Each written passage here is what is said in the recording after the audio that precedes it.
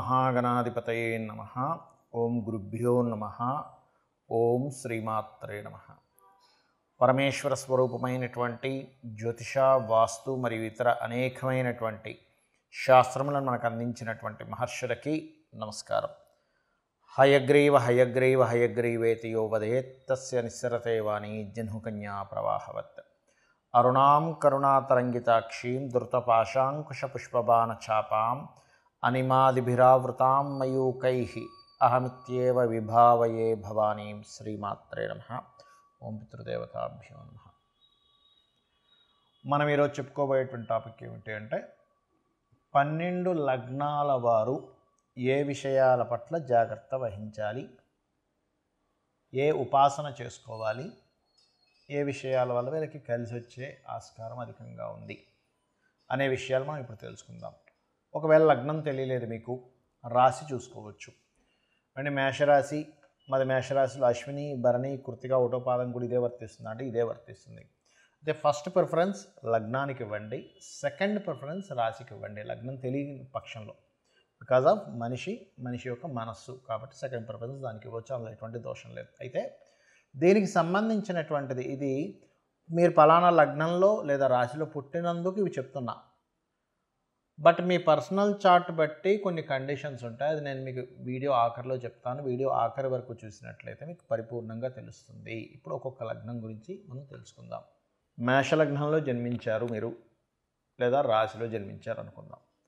ఇక్కడ first of all మేషంలో జన్మించినప్పుడు మీది కనుక అశ్విని అయితే మీ యొక్క నిత్య జీవితం గణపతి లేదా అశ్విని దేవతలతో మీ లైఫ్ని ఉదయం నిద్రలేచిన వెంటనే ఆ ధ్యానంతో నిద్రలేవండి. భరణి అయితే యముణ్ణి తలుచుకుంటూ, అదేవిధంగా అమ్మవారిని తలుచుకుంటూ, కృతిక అయితే సూర్యభగవాను మరియు స్కందుని తలుచుకుంటూ మీ యొక్క నిద్ర లేవడం ప్రారంభించండి ఫస్ట్. ఎందుకంటే ఎప్పుడూ కూడా గుర్తుపెట్టుకోండి, మనం నిద్ర లేచిన సమయంలో ఏ దేవతామూర్తిని తలుచుకుంటామో తత్సంబంధంగా మన యొక్క మానసిక స్థితి ఉంటుంది, గుర్తుపెట్టుకోండి. అయితే మీరు మేషలగ్నంలో కనుక జన్మించారు అంటే ఫస్ట్ ఆఫ్ ఆల్ మీరు గుర్తుపెట్టుకోవాల్సింది, మీ మార్స్ కనుక పాడయ్యాడంటే కొంచెం మీరు వాహనాల మీద వెళ్ళేటప్పుడు జాగ్రత్తగా ఉండాలి. Point number 1. ఇక రెండవది ఏమిటంటే మేషలగ్నానికి మీరు ఏ కర్మ చేత బంధింపబడి ఉంటారు, ఏ కర్మలో మీరు ఇరుక్కుంటారు అంటే ఒకటే గుర్తుపెట్టుకోండి, ఎవరైనా వ్యాపారస్తులకి మీరు అప్పులు ఇవ్వడం ద్వారా, ఏదో కొన్ని డబ్బులు ఉంటాయి ఇంతకాలం సంపాదించుకున్నటువంటిది, ఒక 5 లక్షలు, 10 లక్షలు, 2 లక్షలు వాళ్ళ స్తోమతను బట్టి ఉంటాయి. వాళ్ళు ఏం చేస్తారంటే సరే వీళ్ళకి ఇస్తే ఎంతో వడ్డీ వస్తుంది కదా అనుకుంటాం. కానీ మీ జాతకంలో ఉన్నటువంటి మీరు మేషలగ్నంలో ఎందుకు జన్మిస్తారంటే ఈ కర్మ అనుభవించడానికి సర్వసాధారణంగా జన్మించడం జరుగుతుంటుంది. అంటే ఏంటి, బంధువర్గంలో ఏదైనా గొడవలతోనో లేకపోతే ఈ రకంగా ఎవరికైనా అప్పు ఇవ్వడం ద్వారా ఇబ్బంది పడటమో జరుగుతుంది. కాబట్టి మీ బుధుడు బాగున్నారో లేదో చెక్ చేసుకోండి. ఒకవేళ మీరు చిట్ ఫండ్లోనే ఉన్నారు, బుధుడు బాగుంటేనే వెళ్ళండి ఆ రంగాల్లోకి వెళ్ళి, అదర్వైజ్ మీరు వెళ్ళకండి దయచేసి. ఇది గుర్తుపెట్టుకోండి పర్టికులర్గా.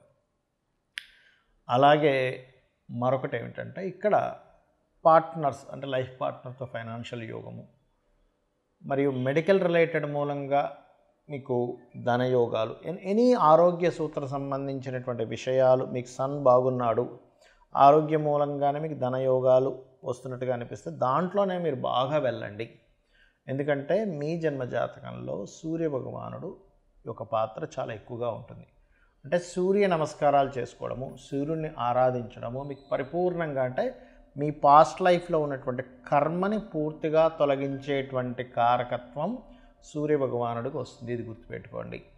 మరి ఏమి నేను దానం ఇవ్వాలి, పూర్వజన్మలో చేసుకున్న కర్మ పోవాలంటే నేను ఏ విషయాలు దానంగా చేస్తే బాగుంటుంది అని చెప్పి చూసుకున్నట్లయితే ఒకటే గుర్తుపెట్టుకోండి, మీరు 2 విషయాలు చేయాలి ఇక్కడ మీ పూర్వజన్మ కర్మ తొలగడానికి. ఒకటి, మీరు ఏదైనా ఒక సేవ, భగవత్ సేవలు ఉంటాయి మనకి, తిరుపతికి వెళ్ళి చేసే భగవత్ సేవలు, లేకపోతే మన ఇంటి దగ్గర ఏదైనా ఒక ఉత్సవం జరిగేటప్పుడు ఏదైనా సేవ, దానికోసం పర్టికులర్గా మీ యొక్క జన్మ డిజైన్ చేయబడింది. అదేవిధంగా పెసలు దానంగా ఇవ్వడం ద్వారా కూడా మీరు లైఫ్లో చాలా మట్టుకు ఇబ్బంది పెట్టేటువంటి కర్మల నుంచి తప్పించుకుంటారు. ఇది గుర్తుపెట్టుకోండి. కేజీఎంబావు పెసలు, గ్రీన్ కలర్ క్లాత్ దానంగా ఇవ్వడము, విష్ణు సహస్రనామాలని, సూర్య భగవాను చూస్తే విష్ణు సహస్రనామాలు చేయడము, ఫైనాన్షియల్ గ్రోత్కి అయితే లలిత కూడా చేసుకోవచ్చు. అందులో ముఖ్యంగా సంపత్కరీ సమారూఢ సింధుర వ్రజసేవితాయ నమః నామం చేసుకోవచ్చు. బట్ మీరు పర్టికులర్గా ఈ విషయాల్లో జాగ్రత్తగా ఉండండి. ఇప్పటి వరకు మనం ఏదైతే చెప్పుకున్నామో మీది గనక పలానా లగ్నం అయితే పలానా విషయాలు జాగ్రత్తగా ఉండండి అని, పలానా ఉపాసన చేయండి అని, లేకపోతే పలానా విషయాలు మీకు అందిపుచ్చుకుంటారని, మీ లైఫ్లో ఈ విషయాల్లో బాగుంటుంది మనం ఏవైతే చెప్పుకున్నామో ఇవన్నీ కూడా మీ లగ్నం బేస్ చేసుకొని దీన్ని స్థిరంగా ఉండేటువంటి కారకత్వాలు అంటారు. అంటే పలానా లగ్నంలో పుట్టాము అంటే పంచమాధిపతి రవి అవుతాడు మేషంలో పుడితే, లేదా వృషభంలో పుడితే పంచమాధిపతి బుధుడవుతాడు, అదే మిథునంలో పుడితే పంచమాధిపతి శుక్రుడు అవుతాడు, లేకపోతే లగ్నాధిపతి బుధుడవుతాడు. ఇట్లా కొన్ని కాంబినేషన్స్ బట్టి చెప్పుకున్నాం. మరి పర్సనల్ చార్ట్లో ఇది ఏమైనా మార్పు వస్తుందా అంటే ఖచ్చితంగా పర్సనల్ చార్ట్ దగ్గరికి వచ్చేసరికి మార్పు వస్తుంది. ఎలాగా అంటే చెప్తాను చూడండి. ఇప్పుడు టీటీ ఇంజెక్షన్ ఉంది. టీటీ ఇంజెక్షన్ ఏదైనా సెప్టిక్ అయితే వేస్తారు. ఇప్పుడు ఆ ఇంజెక్షన్ అందరికీ పడదు. కొంతమందికి టెస్ట్ చేస్తారు, మీరు కొంతసేపు కూర్చోండి. ఎందుకండి అది అందరికీ వాడడానికే కదా అంటే కొంతమందికి స్పెసిఫిక్గా కొన్ని పడవు. కొన్ని ఫుడ్స్ కావచ్చు, కొన్ని మెడిసిన్స్ కావచ్చు, కొన్ని వాతావరణాలు కావచ్చు, కొంత నీరు కూడా. ఒక్కోసారి చూడండి, నేను వేరే దగ్గరికి వెళ్ళానండి, అక్కడ వాటర్ నాకు పడలేదండి అంటాం, అక్కడ గాలి నాకు పడలేదండి అంటాం, ఆ ఫుడ్ నాకు పడలేదండి అంటాం. ఎందుకంటామండి? మరి మిగతా 100 మంది బాగానే ఉన్నారుగా, నీకు ఒక్కడికి ఎందుకు ఇలా అయిందంటే బికాజ్ ఆఫ్ ఎవరి శరీరతత్వాన్ని బట్టి వారికి ఎలా అయితే కొన్ని విషయాలు బాగా పడతాయి, కొంతమందికి బాగా పడవు. అదేవిధంగా సబ్జెక్ట్స్ కూడా చూడండి, 40 మంది పిల్లల్ని కూర్చోబెట్టి టీచర్ చెప్తే అందులో ఒకరికి అద్భుతంగా అర్థమవుతుంది, కొంతమందికి అసలు సబ్జెక్ట్ అర్థం కాదు. ఎందుకు? మరి అందరికీ ఒకలాగే చెప్పింది కదా టీచర్ అంటే బికాజ్ ఆఫ్ వాళ్ళకున్నటువంటి అవగాహన, వాళ్ళకున్న ఇంట్రెస్టు, ఇవన్నీ మనం బేరే చేసుకుంటాం. అంటే పర్సనల్గా ఉండే వాళ్ళ తెలివితేటలు కానీ వాళ్ళకుండే శరీరతత్వాన్ని బట్టి వాళ్ళకి తెలుస్తూ ఉంటుంది. అలాగే మీ జన్మజాతకంలో ఉండే కాంబినేషన్స్ ఇప్పుడు నేను చెప్పినవి ఏవైతే ఉన్నాయో కొంతవరకు అది మారుస్తూ ఉంటుంది. అంటే ఉదాహరణకి నేను మీకు మేషలగ్నం వారికి అప్పుల విషయంలోనే మెయిన్గా జాగ్రత్తగా ఉండాలని చెప్పాను. కానీ వారి జన్మజాతకంలో కొంచెం బుధుడు బాగున్నాడు అనుకోండి, అప్పుడు అంత ప్రమాదం రాదు. లేదా బుధుడు ఇంకా పాడైపోయాడు ఉదాహరణకి, అప్పుడు ఇంకా ఎక్కువ ప్రభావం వస్తుంది. సో ఇలాంటివి చూసుకోవాలి. అంటే ఏమిటి? నేను ఏదైనా ఆరోగ్యం గురించి చెప్పానంటే మీ జాతచక్రంలో రవిని చూసుకోండి. రవి బాగున్నాడంటే మీరేం కంగారు పడక్కర్లేదు. రవి కనుక పాడేయాడంటే ఇంకొంచెం జాగ్రత్తగా ఉండాలి. మానసిక విషయాల గురించి చెప్పాను, చంద్రుడు బాగున్నాడు, ఎక్కువ కంగారు అక్కర్లేదు. చంద్రుడు పాడయ్యాడు, అప్పుడు మీరు ఏ బియ్యం దానం ఇవ్వడమో చేయండి. అలా కాకుండా యాక్సిడెంట్సో లేకపోతే భూ వివాదాలు ఎక్కువగా ఉంటాయి ఈ లగ్నం వారికి అని చెప్పాను అనుకోండి, అప్పుడు మీరు చేయవలసింది ఏంటంటే కుజుడు బాగున్నాడా టెన్షన్ ఏం పెట్టుకోకండి. కుజుడు పాడైతే అప్పుడు మీరు కందులు దానంగా ఇవ్వడం, సుబ్రహ్మణ్యేశ్వర స్వామి ఆరాధన చేసుకోవడం, వారాహి అమ్మవారి ఆరాధన చేసుకోవడం చేయండి. అదేవిధంగా బుధుడు పాడయ్యాడు, అప్పుడు విష్ణు సహస్రనామాలు బాగుంటే ఏం టెన్షన్ పడక్కర్లేదు. అంటే ఇప్పుడు నేను చెప్పినటువంటివి ఏవైతే ఉన్నాయో గ్రహం కనుక బాగుంది, ఆ రాసులు కనుక బాగున్నాయి, టెన్షన్ పడకండి.